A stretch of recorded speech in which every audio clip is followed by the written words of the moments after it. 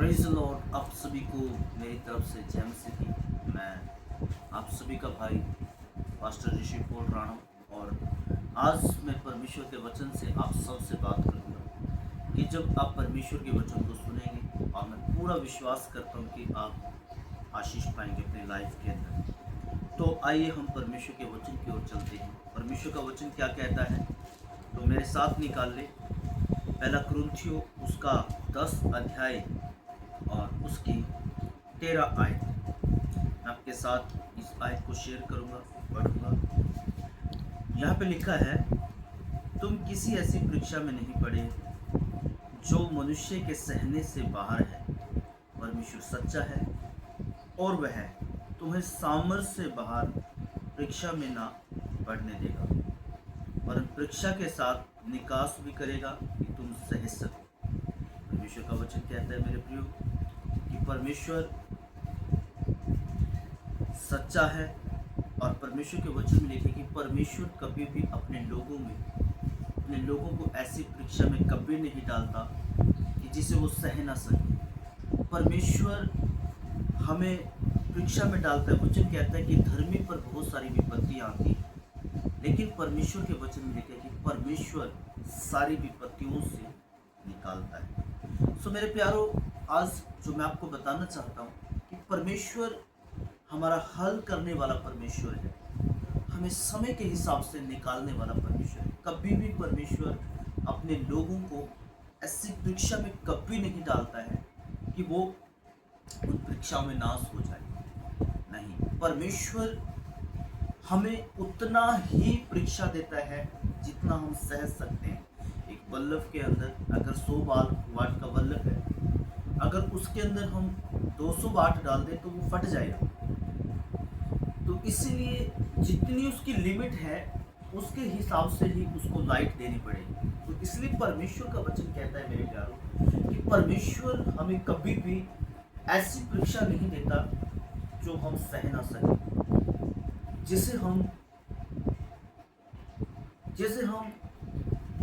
सह ना सके, जिसे हम अपने जीवन में उस परीक्षा के कारण नाश ना हो जाए।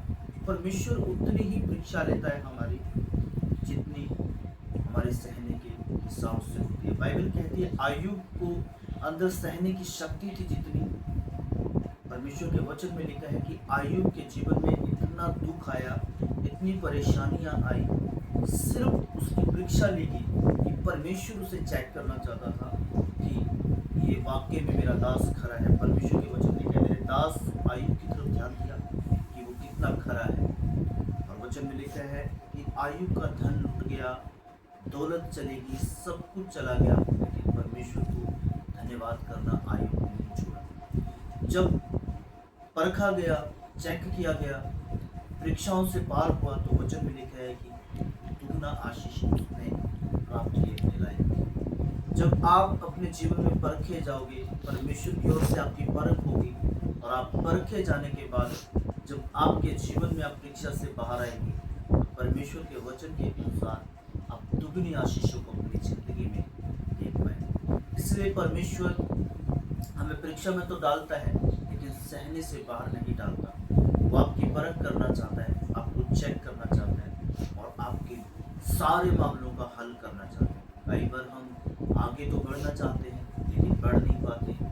हम मिनिस्ट्री में, सेवकाई में और चीज़ों में कामयाब तो होना चाहते हैं लेकिन हो नहीं पाते। लेकिन परमेश्वर चाहता है कि वो आपको बढ़ाए और आपको अद्भुत रीति से बढ़ाए और आपको उन चीज़ों के अंदर कामयाबी को आप हासिल कर सकें। आप उस दुगना नशा को पास के, उस दुगना आशीष को पास के जो परमेश्वर के पास आपके लिए। इसलिए परीक्षा आपकी लाइफ में और मेरी लाइफ में आती है। सबके जीवन में परीक्षाएं आती है। अगर आप परीक्षा नहीं हुई आपकी तो आप कभी परखे नहीं जाएंगे। परखा जब जाता है इंसान जब वो परीक्षा में बढ़ता है। तो इसलिए हमें परमेश्वर चेक करता है कि वो सहने से बाहर हमें कभी नहीं देता कि जो हम सह ना सके, ताकि हम नाश ना हो जाए। अगर हमें सहने से बाहर हमें परीक्षा में डालेगा तो हम नष्ट हो सकते हैं।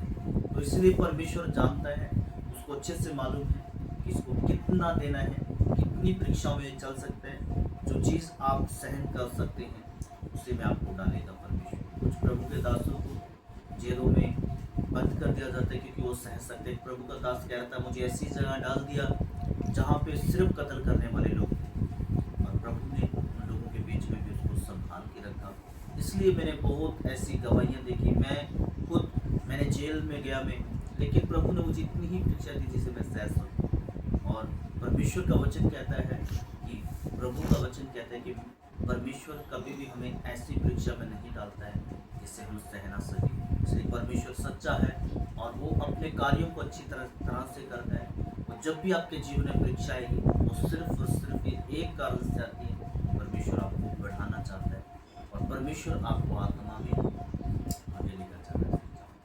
तो मैं इन वचनों के द्वारा सुनाने के द्वारा मैं चाहता हूँ कि परमेश्वर आपको आशीष दे चुका है और मैं विश्वास करता हूँ कि आज का वचन आपको सुनकर आशीष मिलेगी। सो गॉड ब्लेस यू। परमेश्वर आपको आशीष दे। फिर मिलेंगे किसी नेक्स्ट वीडियो में, तब तक के लिए